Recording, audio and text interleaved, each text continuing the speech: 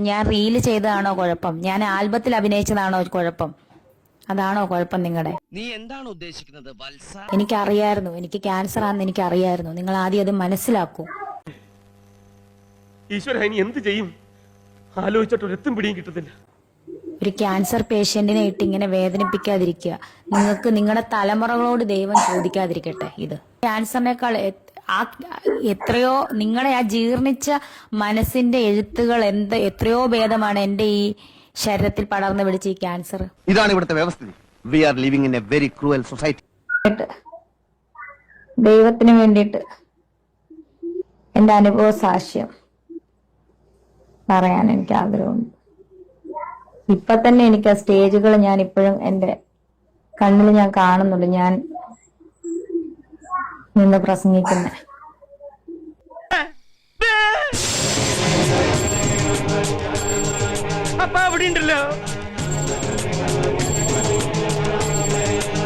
എന്താ കേശവ? നിങ്ങളിപ്പോൾ കേട്ടത് രണ്ടും ഒരു വായിൽ നിന്നും വന്ന സംസാരമാണ് കേട്ടോ. ഈ ഒരു വീഡിയോ പഴയ വീഡിയോ എന്ന് നിങ്ങളാരും വിചാരിക്കണ്ട. ഒരെണ്ണം ഇന്നലെ വന്നതും കൂടാതെ ഒരെണ്ണം അതിന് തൊട്ടു മുന്നേയുള്ള ദിവസം വന്നത്.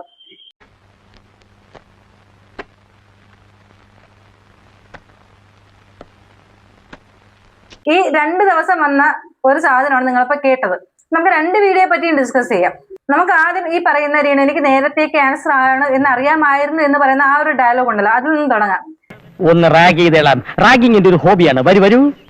ഞാനൊരു കാര്യം പറയട്ടെ. ഈ പബ്ലിക്കിൽ വന്ന് ഓരോ സാധനങ്ങളും എടുത്തിട്ട് കൊടുക്കുന്നത് കൊണ്ട് മാത്രമാണ് നമ്മുടെ ജനങ്ങൾ റിയാക്ട് ചെയ്യുന്നത്. മീൻസ് എന്നെ പോലെയല്ല ഇപ്പൊ വ്ലോഗ് ചെയ്യുന്നതിന് റിയാക്ട് ചെയ്യുന്നത്. ഇനി അതല്ലാതെ നമ്മുടെ വീഡിയോയ്ക്ക് താഴെ വന്ന് കമന്റ് ആയിട്ട് റിയാക്ട് ചെയ്യുന്നതും എന്തുകൊണ്ടാണ്? ഈ ഒരു സാധനം അവിടെ നിന്ന് വരുന്നത് കൊണ്ടാണ്. 100% ഞാൻ യോജിക്കുന്നു. ഇപ്പൊ രേണു പറയുന്ന ഒരു കാര്യമാണ്, ഞാൻ റീൽസ് ചെയ്തത് കൊണ്ടാണോ എനിക്ക് ക്യാൻസർ വന്നത്, അല്ലെങ്കിൽ ഞാൻ ഇങ്ങനെയൊക്കെ നടന്നത് കൊണ്ടാണ് ക്യാൻസർ വന്നത് എന്ന് നിങ്ങൾ വിചാരിച്ചെങ്കിൽ നിങ്ങൾക്ക് തെറ്റി. എനിക്ക് നേരത്തെ ക്യാൻസർ ഉണ്ടായിരുന്നു എന്നാണ് പറയുന്നത്. എനിക്ക് പറയാനുള്ള ഒരു കാര്യം, ഈ ഒരു സമയത്തെങ്കിലും കള്ളം പറയാതിരുന്നൂടെ, നുണ പറയാതിരുന്നൂടെ? എന്ത് പറ്റിയടാ? ഭയങ്കര വലിയ കാര്യത്തിൽ വന്നിരുന്ന് പ്രാർത്ഥിക്കുന്നുണ്ട്, ജപമാല കയ്യിൽ വെക്കുന്നുണ്ട്, അല്ലെങ്കിൽ ഇനി മുതൽ എന്റെ ജീവിതം യേശുവിന് വേണ്ടിയിട്ട്, അല്ലെങ്കിൽ ഞാൻ ഈ പകൽക്കാലമത്രേ അവന്റെ നാമത്തെ സ്തുതിക്കുവാനുള്ളതായിട്ടാണ് എനിക്ക് തോന്നുവാൻ സാധിക്കുന്നത്. ഇനി മുതൽ സ്റ്റേജുകളിൽ പ്രസംഗിക്കും എന്നൊക്കെ പറയുമ്പോൾ നമ്മൾ ആദ്യം ചെയ്യേണ്ട ഒരു കാര്യമാണ് നമ്മുടെ വാക്കുകൾ സൂക്ഷിക്കുക എന്നുള്ളത്. ഒരു കയ്യബദ്ധം നാറ്റുകരുത്. ശരിക്കും പറഞ്ഞാൽ ഈ ഒരു വീഡിയോ കണ്ടപ്പോൾ എനിക്ക് ചിരിയുന്നു. കാരണം എന്റെ അറിവിൽ നിങ്ങൾക്ക് അറിയാമല്ലോ, കുറച്ച് കാര്യങ്ങൾ എനിക്ക് കുറച്ച് അറിയാന്നുള്ള കേസാണ്. അപ്പൊ എന്റെ അറിവിൽ രേണുവിന് ഈ ഇടയ്ക്കാണ് ഈ പറയുന്ന, അതായത് ഈ ഒരു സാധനം പുറത്ത് വന്ന സമയത്ത് തന്നെയാണ് ഈ ഒരു ക്യാൻസർ ഈ രേണു അറിയുന്നത്. എന്തിനാണ് വന്നിരുന്നത് കള്ളം പറയുന്നത്?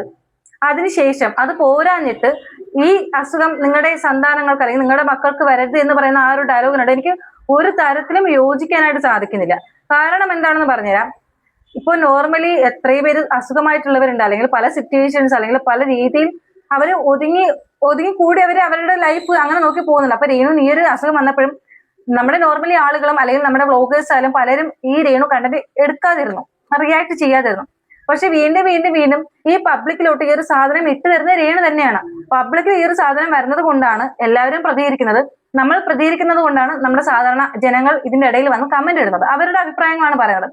എന്ന് പറഞ്ഞിട്ട് അത് നിങ്ങളുടെ മക്കൾക്ക് അല്ലെങ്കിൽ നിങ്ങളുടെ സന്താനങ്ങൾക്ക് അവർക്ക് വരും, എനിക്കുള്ള ഈ ഒരു രോഗത്തിനേക്കാളും അപ്പുറമാണ് നിങ്ങളുടെ ഈ പറയുന്ന മനസ്സ് എന്നൊക്കെ പറയുന്നത്.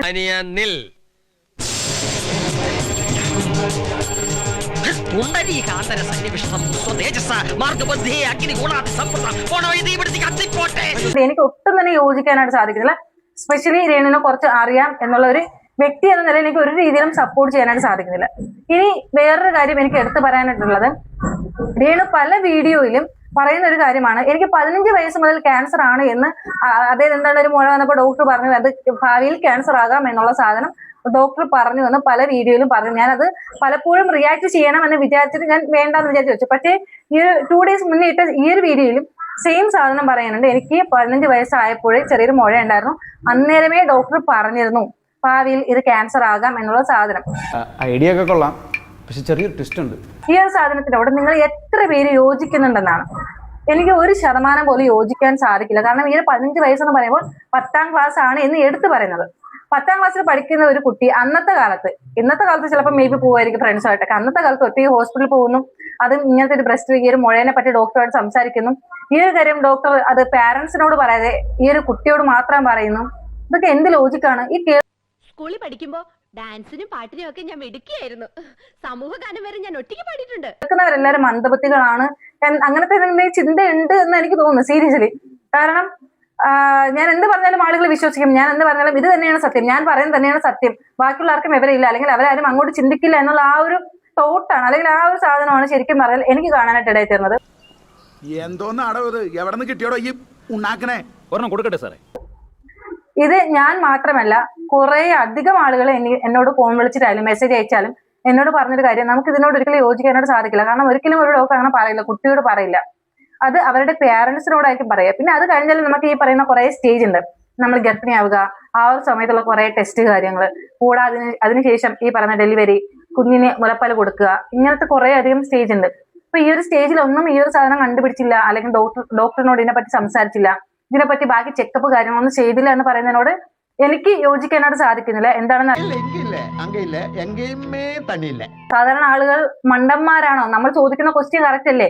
കാരണം ഇത് നമ്മൾ വേണ്ടെന്ന് വിചാരിച്ച് ഒഴിവാക്കി വിടുമ്പോൾ തോറും വീണ്ടും വരുന്ന എല്ലാ വീഡിയോസിലും ഈ ഒരു സാധനം വരുമ്പോൾ ഈ ഒരു വീഡിയോ കാണുന്ന കുറെ കുട്ടികളുണ്ട്.